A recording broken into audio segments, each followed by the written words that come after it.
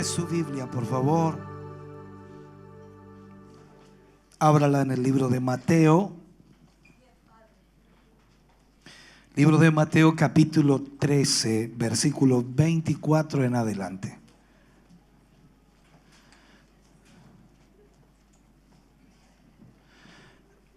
Mateo 13, 24. Bendito Dios. Aleluya.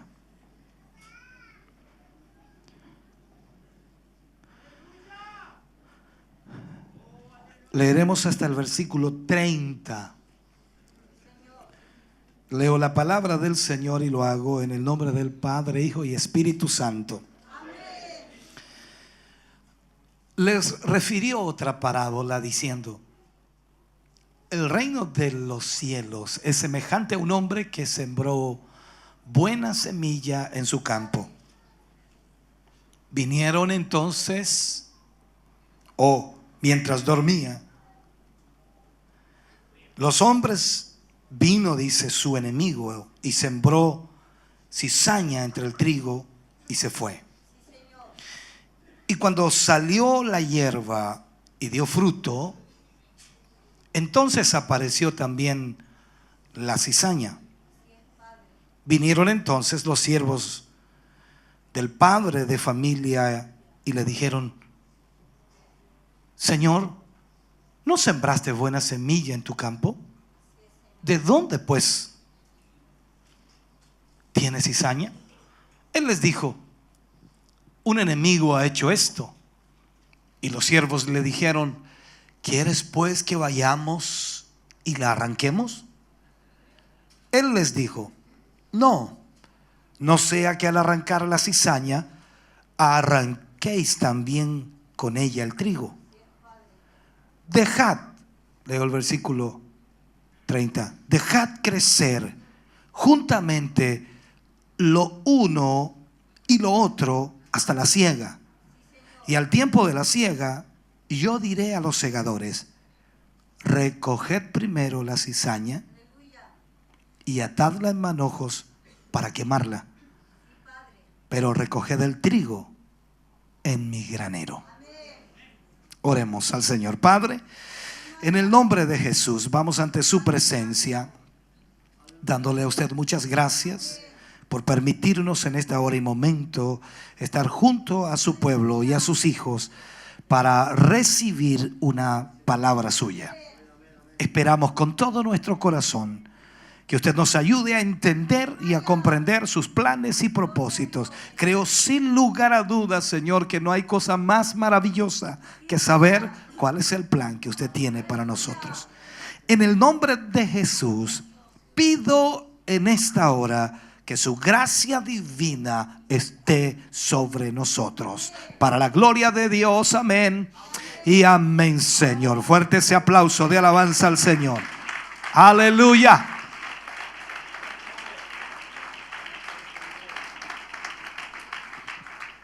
Bendito sea el Señor. Puede sentarse, mi hermano, por favor.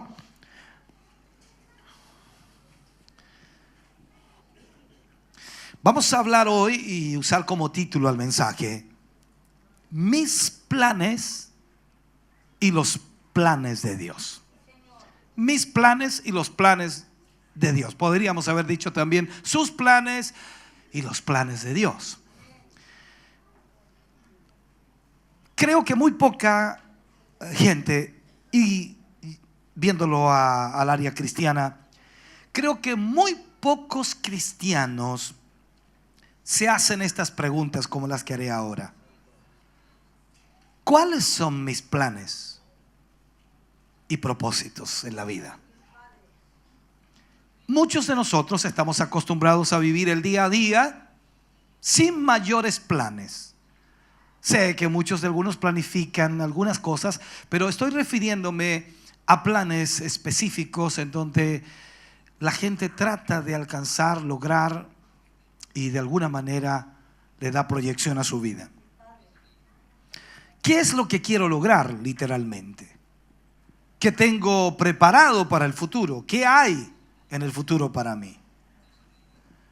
Es bueno hacer estas preguntas porque al hacer estas preguntas y tratar de encontrar la respuesta, nos puede ayudar a enfocar nuestra vida, nos puede ayudar a delinear realmente cuál es el propósito de nuestra vida y evitar las distracciones. Nosotros vivimos en un tiempo y en una época en donde las distracciones están por todas partes, ¿o no? Yo creo que la iglesia es el único lugar donde algunos, la mayoría podría decir yo, por fin deja el celular de lado, por fin ya no está frente al computador, por fin estoy descansando de los libros, de los cuadernos, de tantas cosas que distraen nuestra vida. Y a veces para algunos también sentarse al escuchar al predicador durante una hora, increíblemente que se hace tremendamente larga porque no están acostumbrados a estar quietos. Son hiperkinéticos en su vida laboral y esto de estar escuchando por mucho tiempo no es lo de ellos. Pero las distracciones están por todas partes. Entonces, la realidad es que tenemos planes a veces los cuales muchas veces ni siquiera son importantes. ¿Cómo distinguir lo bueno de lo malo? Distinguir los planes buenos de los planes que no tienen ningún significado para nuestra vida. A veces consideramos que son mucho más importantes nuestros propósitos y nuestros planes que los propósitos de Dios o los planes de Dios. Muchos de nosotros, al no saber cuál es el plan de Dios con nosotros, con nuestra vida, creemos entonces que nosotros podemos planificar nuestra vida y hacer de acuerdo a lo que creemos que se debe hacer. Este es un problema cotidiano en la vida de todo cristiano. Es normal, dicen los cristianos, hacer planes con su propia vida, aunque nuestra vida ni siquiera nos pertenece, pero nosotros hacemos planes. Y ahí entonces en donde confundimos a veces nuestros planes con los planes de Dios. A veces, al enfrentar situaciones de la vida, nos preguntamos, ¿qué es lo que Dios está haciendo? ¿Por qué nos ocurre esto o aquello? ¿Por qué pasan estas cosas? ¿Qué es lo que Dios está haciendo? ¿Qué es lo que Dios se ha propuesto hacer con nosotros que nos ocurre esto que nos está pasando? Pero al considerar literalmente, no hemos entrado en los planes de Dios, sino que estamos simplemente todavía en nuestros planes. Entonces a veces, cuando nos sucede algo, no sé si le sucede a usted también, pero cuando nos ocurre algo, nos acordamos de Dios y nos acordamos de los planes de Dios y nos acordamos del por qué Dios está haciendo aquello. Cuando usted y yo comenzamos a hacer nuestros planes o empezamos a hacer planes y a tratar de alcanzar propósitos, luego que hacemos nuestros planes y planificamos el propósito que queremos lograr, entonces hablamos con Dios y le decimos: Señor, bendice mis planes. La mayor parte de los seres humanos y cristianos está en esa forma. Yo planifico, yo trato de lograr algo, quiero alcanzar algo, y luego que planifico y quiero alcanzar algo, le digo a Dios: Señor, bendice lo que voy a hacer. Muchos cristianos, increíblemente, consideran que en sus planes son planes de Dios y constantemente le están pidiendo a Dios que bendiga esos planes que ellos tienen. ¿Me está escuchando? Ahora, esto no está mal del todo, no es que sea malo hacerlo así, pero cuando solo hago esto, cuando todo el tiempo estoy haciendo esto, planificando y luego esperando que Dios bendiga lo que planifiqué, he perdido la parte más importante de todo. Me he extraviado del camino, la dirección adecuada para mi vida. Lo más importante, hermano querido, es empezar con lo que Dios está haciendo. De ahí parte todo plan en la vida de un cristiano, con lo que Dios está haciendo. Asegurarme de que mis planes, voy a ponerlo así, que mis propósitos reflejen sus planes y sus propósitos. O sea, que lo que yo estoy haciendo es literalmente el plan de Dios. Pero ¿cómo saberlo? Muchos cristianos no saben si lo que hacen es o no el plan de Dios. Tenemos deducciones. Si es bueno, es de Dios. Si no es malo, está bien. Si no es malo, Dios lo va a respaldar.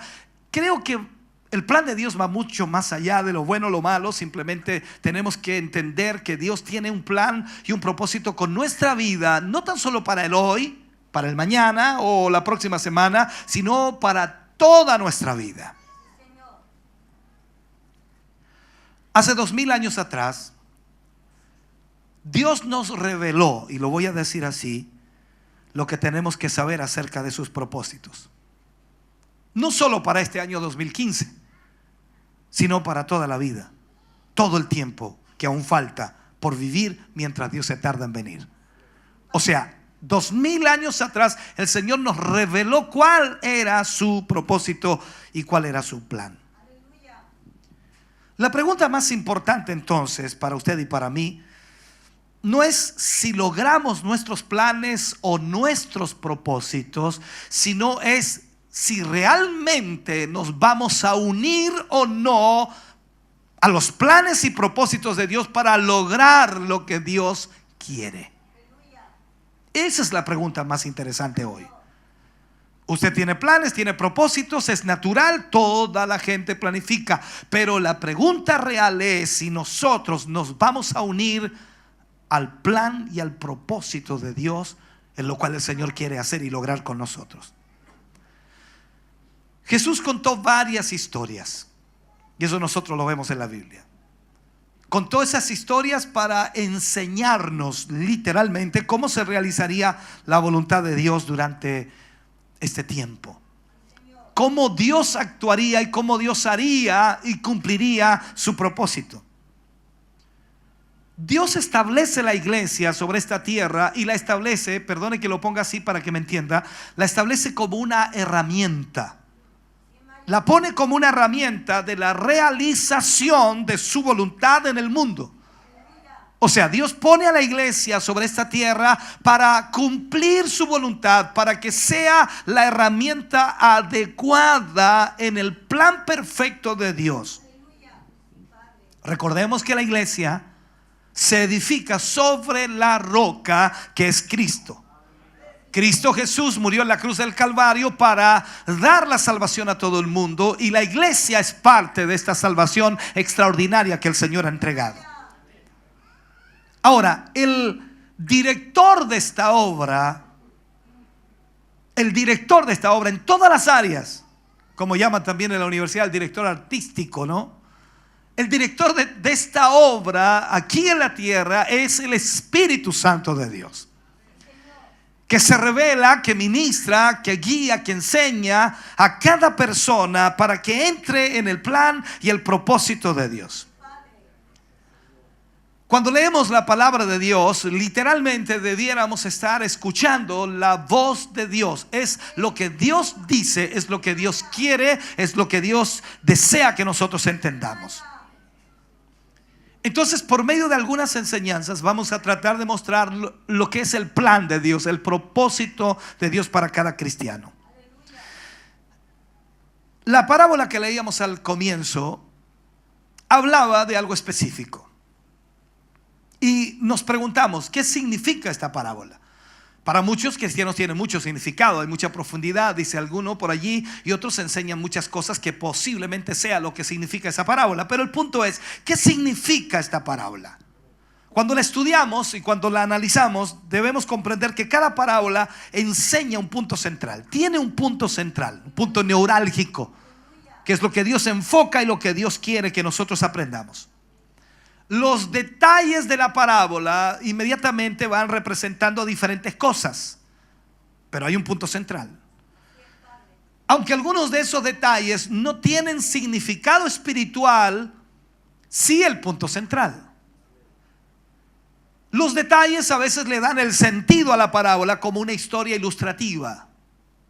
Entonces, cuando nosotros leemos, y acabamos de leer estos versículos, Jesús explica detalles. Mateo 13, 24 al 30. Pero cuando seguimos leyendo el contexto de esta parábola, nos encontramos que el Señor comienza a detallar con más mesura o con más delicadeza lo que nosotros debemos entender.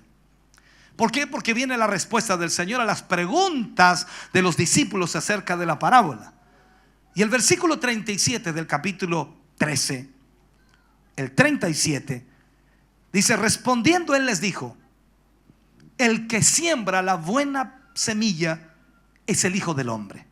Ya le está explicando la parábola, la que leíamos al principio. El que siembra la buena semilla es el Hijo del Hombre. En el versículo 38 le dice: el campo es el mundo. La buena semilla son los hijos del reino, y la cizaña son los hijos del malo. Comienza a explicar los detalles de la parábola. Versículo 39 dice: el enemigo que la sembró es el diablo. La siega es el fin del siglo, y los segadores son los ángeles. O sea, comienza a explicarla. Versículo 40: de manera que como se arranca la cizaña y se quema en el fuego, así será el fin de este siglo. 41 dice: enviará el Hijo del Hombre a sus ángeles y recogerán de su reino a todos los que sirven de tropiezo y a los que hacen iniquidad, y los echarán en el horno de fuego. Allí será el lloro y el crujir de dientes. 43 dice: entonces los justos resplandecerán como el sol en el reino de su Padre. El que tiene oído para oír, oiga. O sea, tenemos primero la parábola, que para algunos no la entienden, y luego Jesús se las explica a los discípulos para que ellos entiendan esta parábola. Entendemos entonces que Él es el sembrador. También es el dueño del campo. Sabemos que Él es el dueño de todo, absolutamente de todo. Ahora, el campo es el mundo. Así lo explica estos versículos. El trigo representa a los que pertenecen al reino de Dios. Y si usted es trigo, es porque pertenece al reino de Dios. Pero también hay mala hierba, y la mala hierba son los que siguen bajo el poder de Satanás. La cosecha es el fin del mundo, y los que cosechan son los ángeles. Eso es lo que explica el Señor Jesús ahí en estos versículos. Ahora, esto es lo que significan los detalles. Pero ¿cuál es el punto central de esta parábola? ¿Cuál es el punto neurálgico de esta parábola? ¿Cuál es el punto más importante? Simplemente este: el reino de Dios crece en medio de las tinieblas. Ese es el punto central de esta parábola. El reino de Dios crece en medio de las tinieblas. ¿Dónde sale eso, pastor? Cuando usted lee todo el pasaje, se da cuenta que ese es el punto central, que la iglesia del Señor crece a pesar de todos los obstáculos que el mundo pueda poner, a pesar de toda la cizaña que crezca a su alrededor, a pesar de todo lo que venga y el maligno intente hacer. El reino de Dios sigue creciendo, porque eso es lo que Dios dice en su palabra.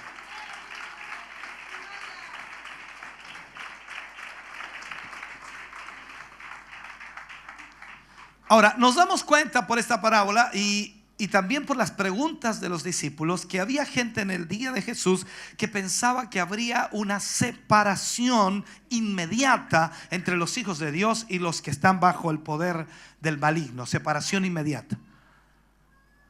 O sea, la persona se convierte y se separa totalmente y no vive nunca más con las personas de este mundo.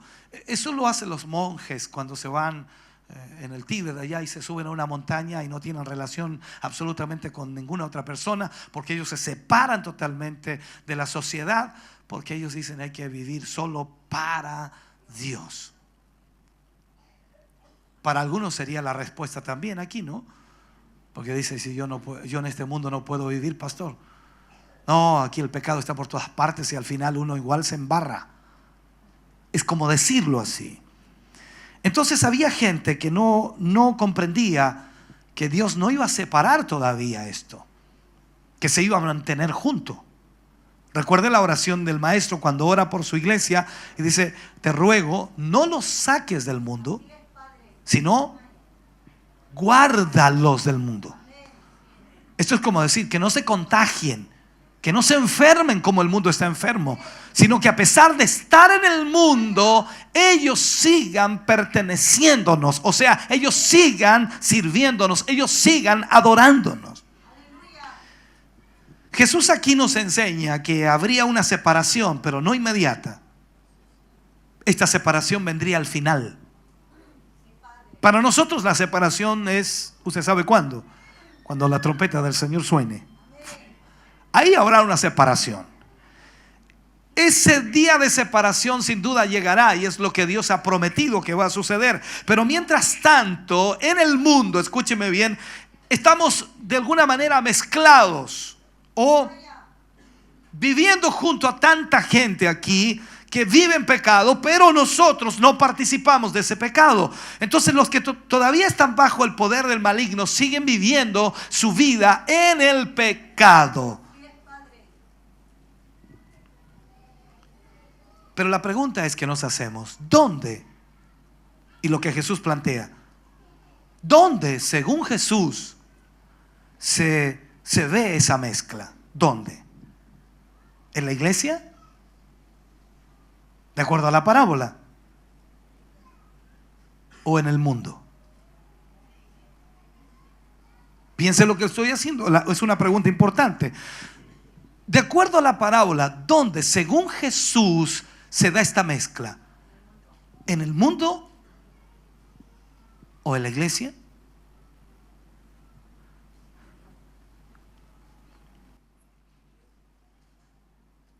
Cuidado, dije que hay detalles que el Señor coloca allí que no son espirituales. Nosotros todo tratamos de espiritualizarlo. Hay que tener cuidado en la lectura de la Biblia. No todo es espiritual, sino que hay detalles los cuales simplemente se marcan para que nosotros entendamos el punto central de cada parábola. Entonces, la pregunta es: ¿dónde Jesús, o según Jesús, se ve esa mezcla? ¿En la iglesia o en el mundo? Es en el mundo donde Jesús dice que habrá esta mezcla. No está hablando aquí de la iglesia, está hablando del mundo. Recuerde que Él dijo que el campo era el mundo. Ahí es donde Dios vino a sembrar la palabra. Y gracias a esa siembra del Señor, entonces nosotros estamos aquí. Podemos decir que estamos separados momentáneamente porque estamos en un culto aquí, pero estamos en el mundo. Y esta separación debe ser en el mundo. Ahora, escuche bien, Jesús no nos está diciendo en este pasaje que la gente buena y mala estará dentro de la iglesia, aunque podría ser cierto también parte de eso, pero no está enfocando en eso. Lo que nos dice es que si hemos entrado en el reino de Dios, si hemos sido parte de ese grupo de gente que recibe, que acepta al Señor Jesucristo, entonces entramos en el reino de Dios y tenemos que seguir viviendo aquí en este mundo, en esta tierra, o en medio de la gente que todavía vive alejada de Dios. Usted se va al trabajo todos los días, los que trabajan, y se encuentra con personas que no son cristianas. Trabaja con personas que no son cristianas. En su hogar algunos no son cristianos, y usted tiene que lidiar con aquello porque es parte de usted. Aunque pertenece a Cristo, no ha sido quitado del mundo, sino que aún está en el mundo, porque la separación final aún no ha venido. Entonces, esto significa que usted y yo tenemos que acostumbrarnos.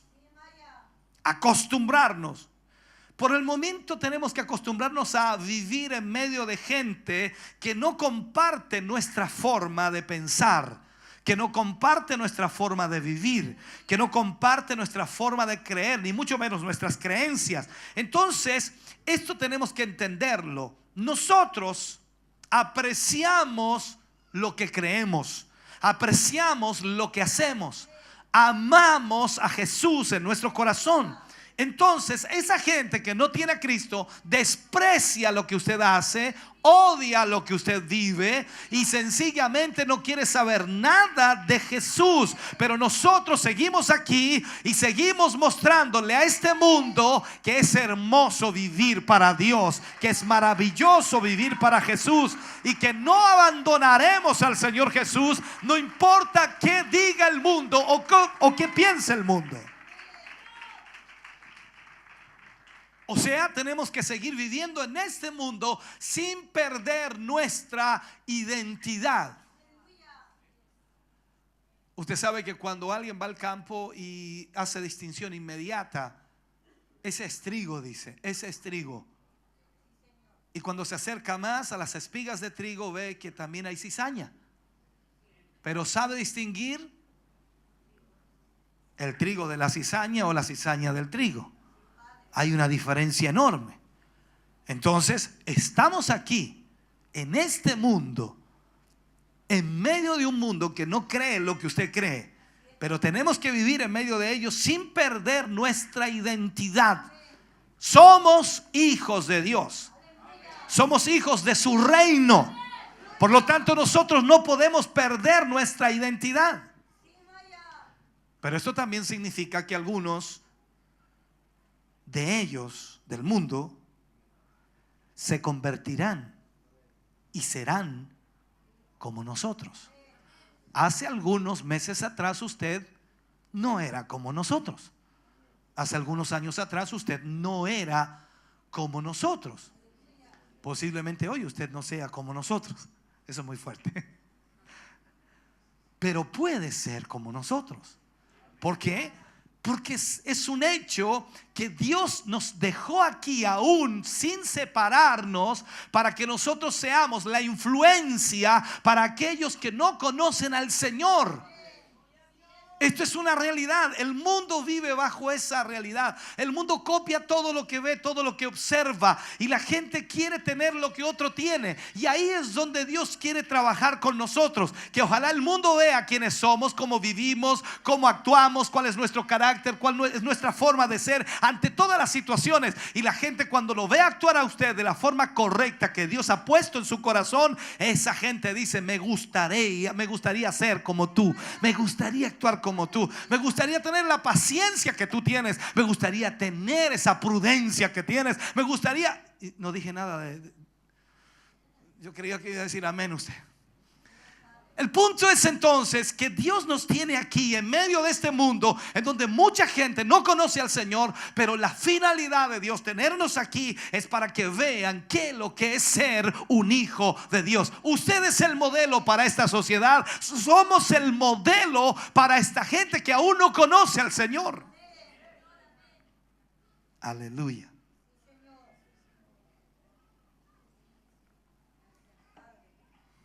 Ahora, cuando vemos esta parábola nos preguntamos por qué no quiso el dueño del terreno que se arrancara la mala hierba de una sola vez.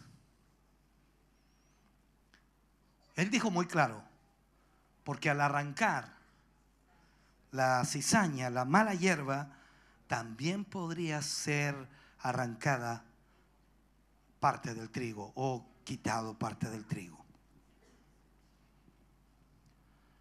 De igual manera, Dios sabe que si hiciere la separación de una vez entre sus hijos y el mundo,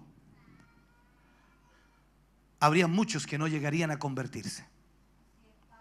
Recuerde lo que dice la Escritura, que Él desea que todos procedan al arrepentimiento. Usted no nació arrepentido.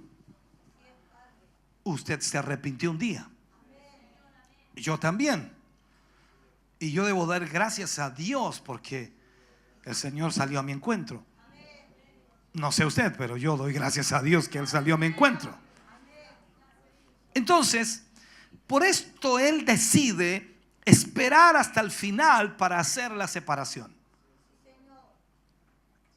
Hay un propósito en estar sembrados aquí entre la mala hierba. Porque sería extraordinario para algunos que el Señor los salvara y se los llevara inmediatamente. Sería lindo, ¿no? O sea, el que acepta al Señor se muere inmediatamente y se va al cielo. Pero no, el Señor nos salva y nos deja aquí. Y algunos dirían, ojalá no me dejara aquí el Señor, porque he tenido puros problemas, se me puso cuesta arriba la vida. Si tenía problemas antes, ahora tengo más. Porque antes mis amigos no me criticaban tanto como hoy. Antes mi familia no me criticaba tanto como hoy. Antes me daban problemas, pero ahora es peor. No les gusta lo que soy ahora. Y esa es una realidad. Entonces Dios viene y nos planta o nos siembra en este mundo y nos deja aquí junto con la mala hierba, y es para que pueda haber más trigo. Ese es el propósito de Dios. Recuerde cuál era el propósito de la parábola. ¿Se acuerda lo que dije? ¿Cuál era el propósito central de la parábola? Que estaba atento. Se me perdió. ¿Qué fue lo que dijo? ¿Cuál era el propósito central de la palabra? Es que el reino de Dios crece a pesar de todas las dificultades que puedan existir. Entonces el Señor nos planta aquí para que pueda haber más trigo, para que pueda haber crecimiento. ¿Es difícil mantener nuestra fe?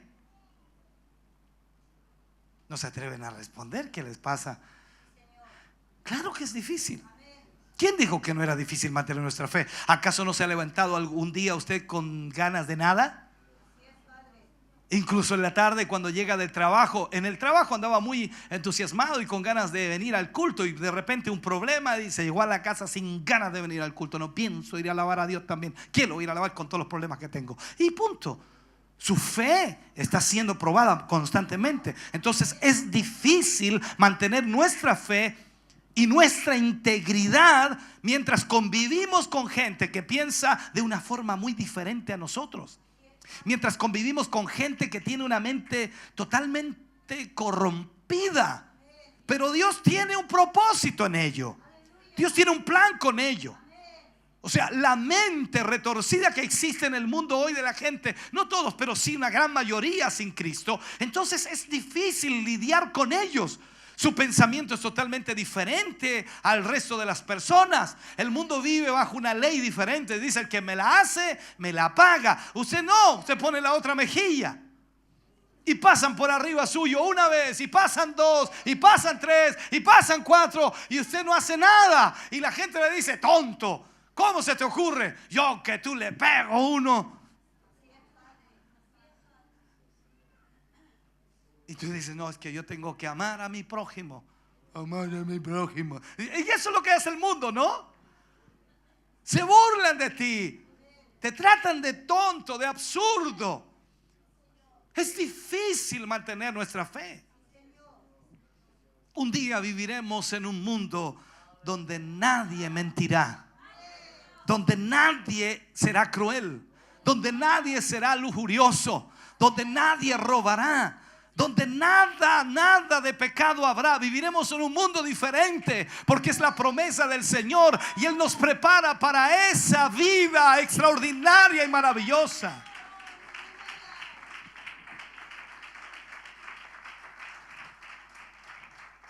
Pero mientras tanto nos tiene aquí. Alguien dijo por allí, un predicador, en una forma breve, lo voy a tratar de hacer lo que dijo: simplemente Dios nos tiene aquí probando esta gran dificultad, esta lucha constante, esta presión sobre la fe, para que nosotros valoremos lo extraordinario que será el reino de los cielos.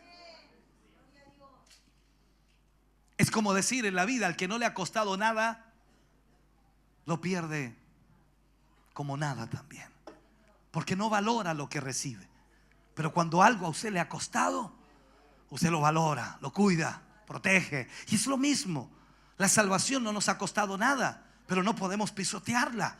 Entonces el Señor nos deja aquí para que probemos nuestra fe, para que confiemos en lo que el Señor nos ha entregado. Pero es que dice el hermano, con todos los problemas que tengo, ni salvo me siento. Pero el Señor dice que tú eres salvo porque si recibiste a Cristo, Dios te dio la salvación y tienes que seguir confiando y creyendo que Dios hará lo que Él dijo.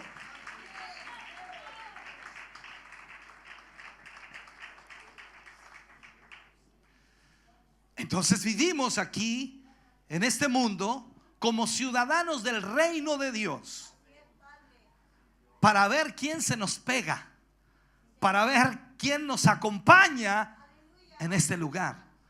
Somos creyentes que hemos visto a mucha gente venir tras nosotros, ¿o no? Hemos visto cómo la gente viene aquí a este templo a adorar a Dios, y viene porque usted le invitó. Sabe que cuando usted invita a alguien y esa persona viene, no es porque el templo es lindo, viene porque usted tiene algo especial. Por eso viene, porque ve en usted algo especial. Si no, no vendría. Esta es una realidad. Entonces veamos otros versículos importantes. Versículo 31 y 32. Mire lo que dice. Otra parábola les refirió diciendo: el reino de los cielos es semejante al grano de mostaza que un hombre tomó y sembró en su campo, el cual a la verdad es la más pequeña de todas las semillas, pero cuando ha crecido es la mayor de las hortalizas y se hace árbol de tal manera que vienen las aves del cielo y hacen nido en sus ramas. Es otra parábola. Tenía el mismo principio y el mismo propósito esencial. Algo pequeño que crece. Amén. Entonces Jesús aquí está comparando al reino de Dios. Compara al reino de Dios en esta parábola con una semilla de mostaza que es muy pequeña, muy pequeña, muy pequeña. Era la semilla más pequeña que se ha sembrado comúnmente. Y en ese tiempo en Palestina era la semilla más pequeña de todas. Sin embargo, al crecer se hacía la más grande de todas las hortalizas. Entonces se está comparando al reino de Dios con una semilla de mostaza. La planta de mostaza en el jardín de una casa de los días de Jesús, por decirlo así, esta semilla crecía, y que aunque era muy pequeña, pero cuando se plantaba se hacía grande, más grande que todos los vegetales en el jardín. Una planta que realmente se transformaba en un árbol, una planta que daba albergue a las aves y sombra a las personas. Crecía enormemente. Ahora nos preguntamos, ¿en qué sentido es así el reino de Dios? Dijimos que el propósito principal de las parábolas tienen un propósito principal, y en el caso de las que estamos estudiando es que el reino de Dios crece a pesar de todas las dificultades. Entonces, en esto tiene el Señor un principio para nosotros también, y en el sentido es que el reino de Dios es así, en que empieza pequeño, pero se hace muy grande. Empieza pequeño, pero se hace muy grande. Ojalá pueda captar lo que estoy tratando de decirle a usted, hermano querido. Empieza pequeño, pero se hace muy grande. O sea, Dios en su vida se hará más grande cada vez. ¿Me está escuchando? Recordemos algo en Jesús. Jesús comenzó a instaurar su ministerio con un grupo pequeño de hombres, los discípulos. Comenzó, se puede decir, con 12, aunque literalmente comenzó solo, pero vamos a decir que comenzó con 12 personas. Allí comenzó el Señor su ministerio. Sus comienzos no eran notables, no aparecían en los titulares de los periódicos de ese tiempo, por decirlo así. ¿Me está escuchando? En los centros de poder nadie le prestaba atención. Jesús pasó muchos años de su vida en incógnito. Nadie sabía de él, absolutamente nadie. Sin embargo, la fe que Él estableció hace tanto tiempo hoy es profesada por 2.000 millones de personas alrededor del mundo. Comenzó pequeño, pero se hizo grande y quiere ser más grande. A ver si me ayuda usted, un amén fuerte así. Y comenzó pequeño, pero quiere hacerse más grande. Seguramente en el mundo y también en esa cantidad de personas que de alguna manera se han relacionado con el Evangelio o han aceptado al Señor Jesucristo, seguramente dentro de todo ese grupo de personas no todos son verdaderos seguidores de Cristo, pero nadie puede negar y nadie puede refutar que lo que empezó tan pequeño hoy se haya hecho grande.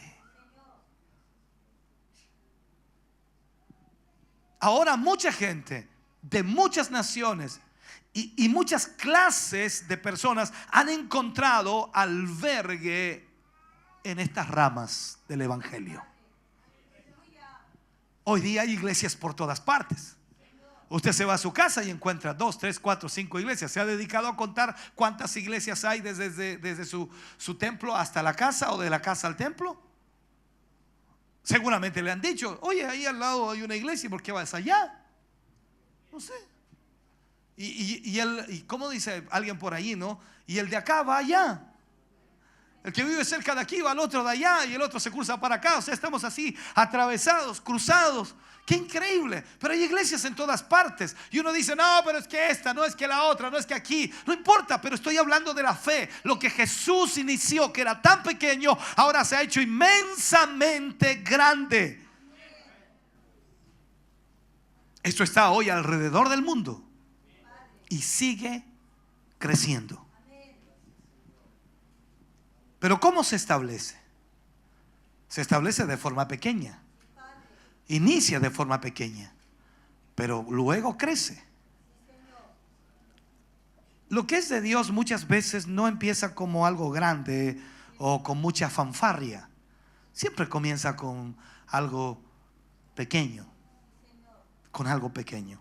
Muchas veces empieza de una manera pequeña y va creciendo de manera orgánica, sin hacer mucho alarde, hasta que lógicamente de repente ya es grande.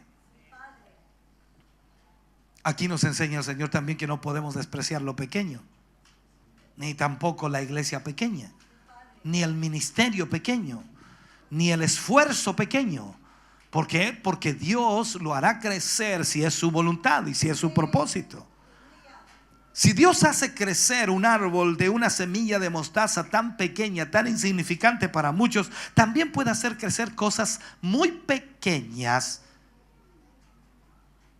para hacerlas grandes. Así es que esta parábola nos enseña que Dios va creciendo. La obra de Dios va creciendo hasta que todo llegue a la plenitud de lo que Dios desea, al propósito y al plan de Dios. Entonces te estoy diciendo en esta hora que tu vida tiene que tener un plan y un propósito de Dios. ¿Para qué? Para crecer. Te estoy diciendo al mismo tiempo que si tú no estás creciendo es porque no estás en el plan de Dios, porque el plan de Dios es que tú crezcas. O sea, no puedes ir decreciendo. Tú no puedes decir iba bien y de repente para atrás. Es como cuando sube un auto medio malito ya una cuesta más o menos grande y de repente ¡ay! Se fue para atrás. No fue capaz de subir, de llegar arriba. O sea, tú tienes que ir en constante crecimiento. Puedes detenerte, no hay problema. Detente un momento donde estás en ese peldaño ahí. Detente un momento, descansa, respira, toma fuerza para seguir hacia arriba. No importa, pero no puedes descender, no puedes ir hacia atrás. Tú tienes que ir hacia arriba. ¿Por qué? Porque Dios dice que su obra siempre va en crecimiento. Tenemos que ir en novedad de vida. Cuando llegue el final y suene la trompeta y se oiga el anuncio que se oirá alrededor del mundo, escúchame bien, hermano querido, allí veremos quiénes serán los que serán apartados de medio de toda esta cizaña. No hablo de ustedes, hablo del mundo, en medio de toda esta cizaña. Discúlpenme, algunos, ¿qué dijo? No, en medio de toda esta cizaña, hablo del mundo. En medio de esa empresa donde trabaja, que el jefe es pero terriblemente pecador. Y dice este hombre, pero cuando suena la trompeta, el Señor ¡fua!, se lleva a los suyos, separa a los suyos. Y ahí esa gente que nunca quiso oírte, que nunca quiso escucharte, que siempre te veía orar, que siempre te veía buscar al Señor, pero nunca quiso reconocer que había algo especial en ti, allí dirán: ¿y dónde está? ¿Dónde está? ¿Qué pasó con ella? ¿Qué pasó con él? Leamos algo más. Capítulo 13, versículo 44 al 46. Dios muestra aquí, Jesús hablando, dice: además el reino de los cielos es semejante a un tesoro escondido en un campo, el cual un hombre halla y lo esconde de nuevo. Mira, y lo esconde de nuevo, y gozoso por ello va y vende todo lo que tiene y compra aquel campo. También el reino de los cielos, otro, es semejante a un mercader que busca buenas perlas, que habiendo hallado una perla preciosa, fue y vendió todo lo que tenía y la compró. Pone varios ejemplos. Entonces, estas dos historias tienen un común, o tienen en común a una persona que encuentra algo de gran valor. Una persona que encuentra algo de gran valor y gozosamente da todo lo que tiene a cambio de conseguir aquel objeto tan valioso, aquello que ha encontrado que tiene un valor extraordinario. Con estas historias, Dios nos dice que pertenecer al reino de Dios, escuche bien, vale cualquier precio. Pertenecer al reino de Dios es lo más extraordinario y más maravilloso que puede haber. ¿Me está escuchando? No hay precio demasiado alto si usted pertenece al reino de Dios. ¿Por qué? Porque ha encontrado lo que tiene más valor en esta tierra. Esa es la realidad. Ha encontrado lo más grande de esta tierra. Aleluya.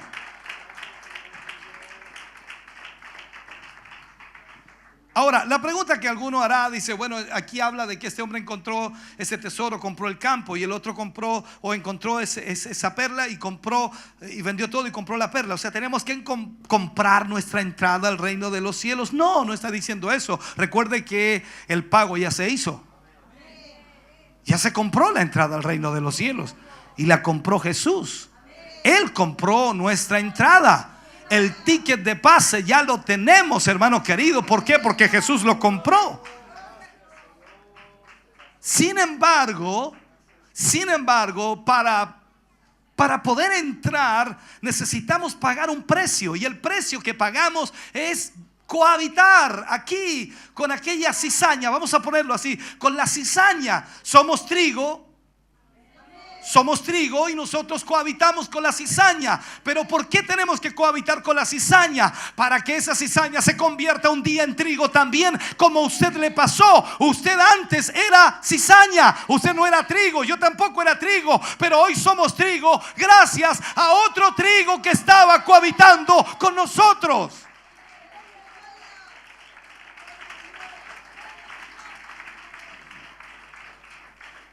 Entonces digo que el precio que hay que pagar puede ser, y lo planteo así, el precio que puede ser pagado es el rechazo de nuestros familiares.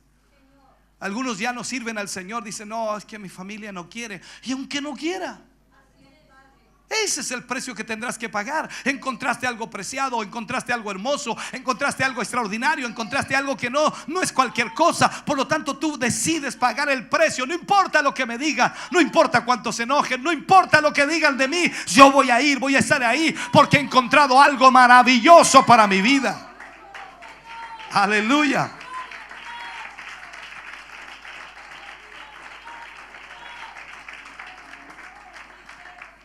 Entonces digo que pagar el precio puede incluir el sufrimiento. No me diga que no hemos sufrido por el evangelio. Claro que hemos sufrido también. A veces se pone complicado. Sin embargo, dice Jesús que vale la pena, ¿no? Si hemos descubierto a Jesús el Rey, vale cualquier sacrificio entrar en el reino, entrar en su reino.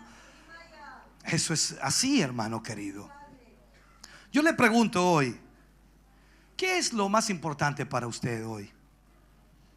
¿Qué es lo más importante? Analice bien eso. ¿Está dispuesto a pagar el precio para entrar al reino de Dios? ¿Quiere unirse a lo que Él está haciendo?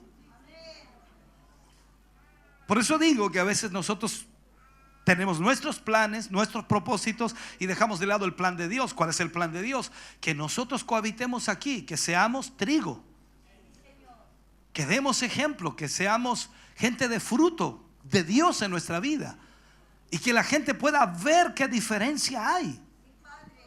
Eso nos va a costar, claro que sí. Quizás los efectos de su vida con Dios no sean notorios de inmediato, no se vean mucho, pero estarán allí. Quizás Dios te llene o te llame, perdón, a ser parte de algo que al momento no parece ser tan grande. Pero recuerda que todo comienza pequeño.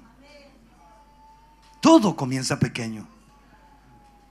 Cuando vemos los beneficios y vemos lo que Dios puede hacer o lograr, entonces cuando pertenecemos al reino de Dios, hermano querido, nos damos cuenta que Dios es extraordinario. Entonces la pregunta final que yo hago: ¿seguirá usted tratando de lograr sus propósitos? ¿Seguirá tratando de lograr sus propios planes? ¿O se unirá a los planes del Señor? Porque Dios tiene un plan para nosotros. Hay muchos que de pronto exclaman, y voy a ponerlo así, y le dicen: Señor, llévame, Señor. No doy más aquí, Señor. ¿Por qué no me lleváis mejor? Y el Señor nos dejó aquí para que nosotros lucháramos, para que nuestra fe pudiera estar siendo probada. Así que cuando hayan problemas en tu vida, dile: Señor, gracias, porque esto me permite aferrarme a ti y comprobar que mi fe es real. Porque cuando no hay problema, hermano, no sé cómo saber que Dios está en el asunto.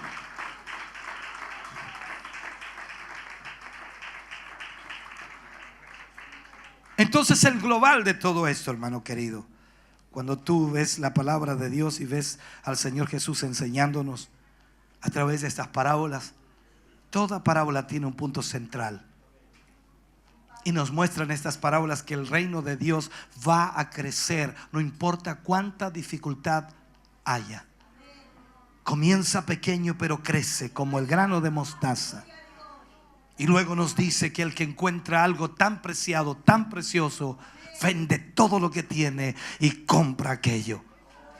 El precio que tú pagas no es por la salvación. El precio que tú pagas es para mantenerte siendo parte del reino de Dios. Estás en el plan de Dios. Estás en el propósito de Dios. Y cuando tú te mantienes ahí en el propósito de Dios, entonces Dios se glorifica en tu vida y está mostrando a través de ti lo que Él puede hacer. ¿Cuántas veces te ha sucedido que has vivido momentos difíciles, complicados en tu vida? Y los has pasado solito, perfecto, solito. Y tus compañeros, colegas de trabajo se han dado cuenta que algo pasa. Pero de pronto se acercan a ti cuando ya pasaste el problema. Te dicen: ¿sabes qué? Yo no sé si podría hacer lo que tú hiciste. Yo no sé si podría aguantar la presión que tú aguantaste. Y ahí tú te das cuenta que Dios tenía un plan. No tan solo aferrarte a la fe, o no tan solo provocar que tu fe fuera más sólida y firme, sino que también a través de eso mostrar un ejemplo para que tú pudieras ser esa luz en medio de las tinieblas. Si aún el Señor nos tiene aquí, no nos lleva, es porque Él quiere que nosotros seamos ejemplo para los demás. Por lo tanto, hermano querido, tienes que hacer esfuerzos. Ponte de pie, hermano. Ponte de pie en esta hora. Dios a través de sus parábolas nos habla y nos enseña lo que es el reino de Dios. Muy importante que cada uno de nosotros podamos entender, comprender el plan y propósito de Dios.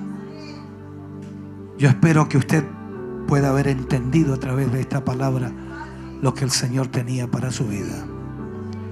Eso es una realidad. Oremos. Padre, en el nombre de Jesús, te damos gracias en esta hora. Agradecemos, Señor, por tu bondad y tu misericordia. Agradecemos por esta palabra, Señor, que tú nos has ministrado. Nos enseñas a través de ella.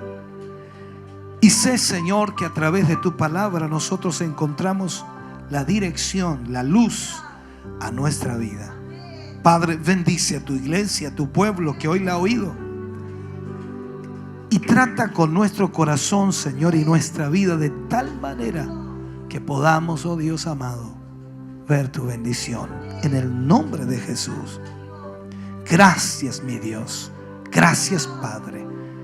Aleluya. Amén y amén, Señor. Dele ese aplauso de alabanza al Señor. Aleluya.